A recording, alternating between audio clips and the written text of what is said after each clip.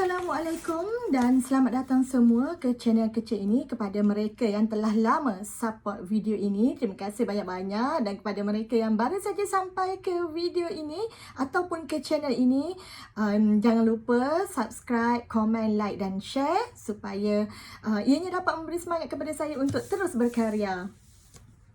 Baiklah Razors, sebenarnya dah lama saya tak buat video. Minta maaf sebab kali ni saya tak ada editor. Sebab saya ni tak ada editor yang tetap.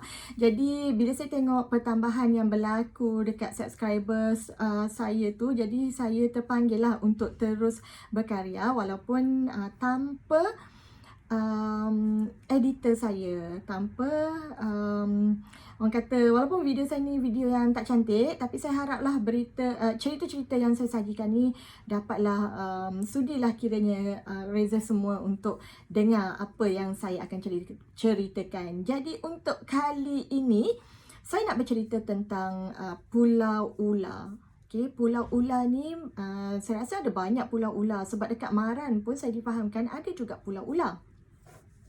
Tapi Pulau Ula yang saya nak cerita ni Pulau Ula yang jauh daripada kita, iaitu Pulau Ula yang terletak di Brazil sana. Apa istimewanya sampai saya mengangkat cerita ni ke dalam channel ini?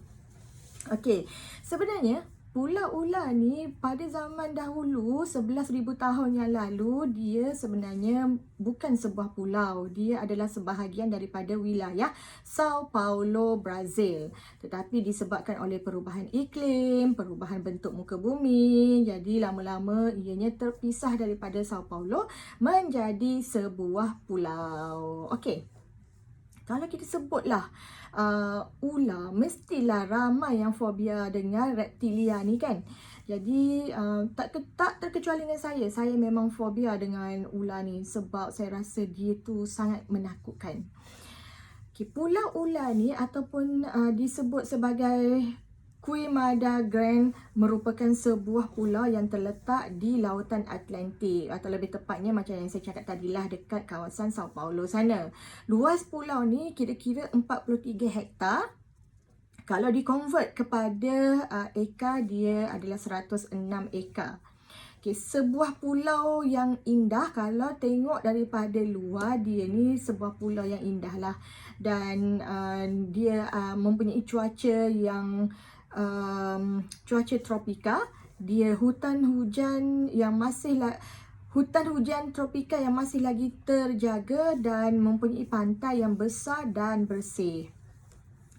Pulau ni sebenarnya walaupun cantik, tak ada siapa pun boleh masuk ke pulau tersebut. Walaupun untuk apa jua alasan, kecuali dia dapat kebenaran daripada pihak berkuasa Brazil. Brazil lah sebab pulau ni di bawah Brazil.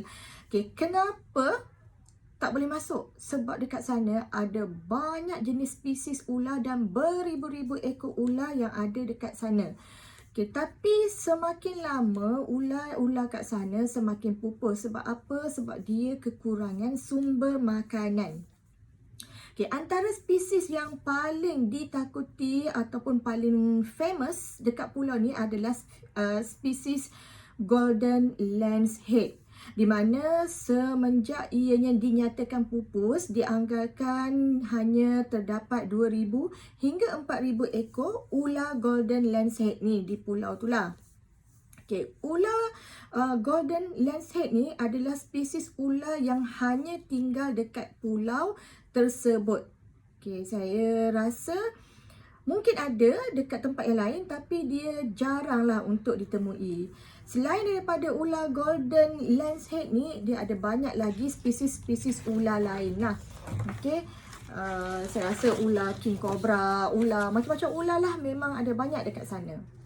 Dianggarkan setiap meter persegi, banyak tak banyaknya ular ni, setiap meter persegi dekat pulau ni ada 1 hingga 5 ekor ular. Bayangkanlah macam mana kita nak jalan sikit je ada ular, jalan sikit je ada ular kan. 1 meter bukannya besar sangat. 1 meter tu kawasan dia kecil je, tak besar mana pun. Tapi boleh ada 1 hingga 5 ekor ular dekat situ.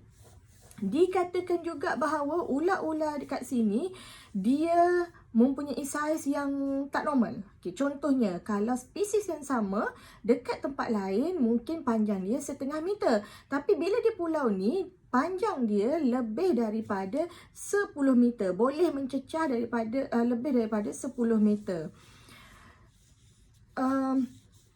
Selain daripada tu, bisa ular yang ada dekat pulau ni dikatakan 5 kali ganda lebih berbahaya dan lebih beracun daripada spesies yang sama yang tinggal dekat tempat lain.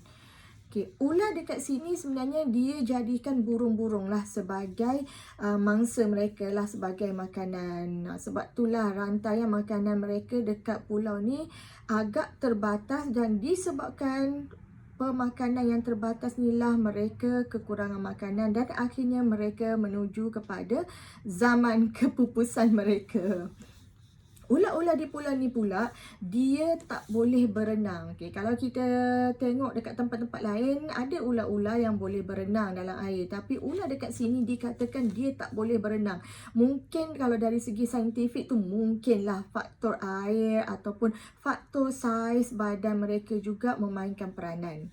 Okay, ular dekat sini walaupun dikatakan berbahaya, tak boleh masuk tanpa kebenaran, tapi dah namanya orang jahat, kat mana-mana pun mesti ada. Okay, antaranya kegiatan haram yang mereka buat adalah memperjualbelikan ular-ular yang ada dekat sana di pasaran-pasaran gelap. Ular ni dijual sebab apa? Sebab mereka kata ular dekat sana mempunyai nilai yang tinggi dan boleh dijual dengan harga yang mahal. Okey, macam mana pula dengan mangsa-mangsa ular yang diserang dekat pulau ni? Dikatakan mangsa ular yang terkena patukan ular, terutama golden lancehead ni, hanya boleh hidup dalam masa 1 jam saja. Cuba bayangkan, tempat yang paling dekat untuk dia dapatkan pertolongan adalah 90 km melalui jalan laut. Dan kalau sebut jalan laut ni, semestinya lah dia kena naik bot untuk dapatkan pertolongan. 90 km ni baru je sampai dekat pemukiman penduduk. Belum lagi ada pusat kesihatan ataupun hospital untuk menyelamatkan mereka. Jadi agak mustahil bagi mereka yang kena patuk ular dekat sana untuk selamat. Sebenarnya pulau ular ni dia bukanlah semula jadi pulau tu terus ada ular kat situ, tidak. Dia seperti pulau-pulau yang lain, sebenarnya dia didiami oleh manusia-manusia lah. Okay, tetapi ada juga kisah yang mengatakan bahawa ada seorang nelayan ni, dia pernah tersesat ke pulau ni. Dia tak tahu ini pulau ular agaknya. Dia cuba ambil makanan, iaitu ambil pisang. Tiba-tiba bila dia capai buah pisang tu, dia dipatuk. Dan dipatuk tu bukan sekali tetapi berkali-kali. Dan dia juga dipatuk oleh beberapa ekor ular. Dan disebabkan kejadian itu, dia pun matilah kat sana. Okey, manusia terakhir yang dikatakan tinggal di pulau ini adalah penjaga rumah api yang hidup pada tahun 1900. Dia bukan seorang je, dia ada satu keluarga yang duduk dekat sana. Keluarga ni dikatakan meninggal disebabkan kena patukan ular yang menyelinap masuk melalui jendela rumah dia. Okey. Saya cakap tadi sebenarnya pulau ni sebenarnya dihuni oleh manusia. Okay, macam mana boleh ada pulau yang banyak dekat sana? Sebab konon ceritanya pada zaman dulu, lanun-lanun selepas dia merompak harta benda orang, dia akan bawa harta benda dia akan tanam dekat pulau ni. Jadi untuk menyelamatkan harta dia daripada dicuri pula oleh orang lain, dia bawalah ular-ular yang banyak datang ke pulau tersebut supaya orang tidak berani masuk ke pulau tu. Jadi begitulah serba sedikit tentang pulau ular yang ada di Brazil sana.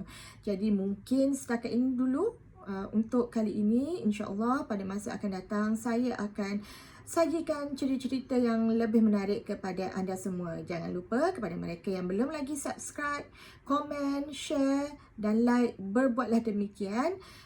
Kerana setiap like anda, setiap komen, setiap subscribe anda itu memberi semangat kepada saya untuk terus berkarya.